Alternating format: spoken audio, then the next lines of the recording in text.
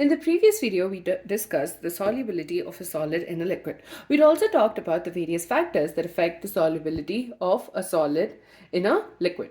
In this one, we're talking about the solubility of a gas in a liquid. Now, gas does dissolve, or gases do dissolve in liquids. It's just that they go in various concentrations or various solubilities.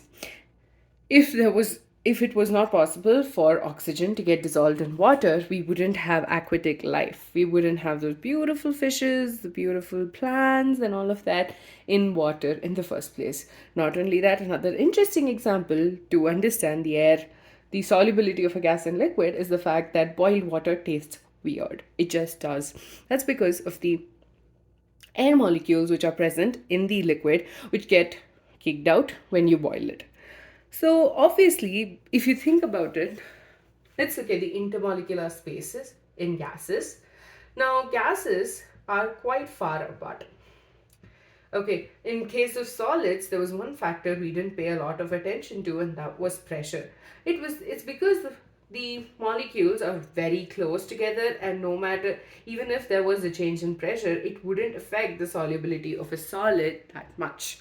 On the other hand, gases do get affected by pressure.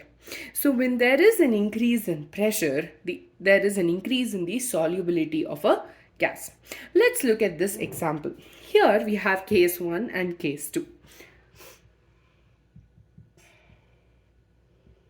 Now, in this area, you have various gas molecules or the gas itself, and here you have the liquid state. Now, we are assuming that this particular system is in a dynamic equilibrium. Now, this means that the number of molecules of the gas that is going into the liquid is equal to the number of molecules of the gas that is getting kicked out of the liquid. So there is an equality in the equal number of molecules that get dissolved and equal number of molecules that move from the liquid phase to the gaseous phase. Now, when we add more weight to the piston, what will happen is the piston will move down. Now, the intermolecular spaces, so let's assume in the first case it was like this. Okay, this is this one.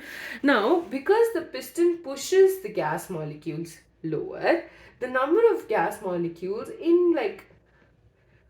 so the empty spaces, would decrease relatively. Okay.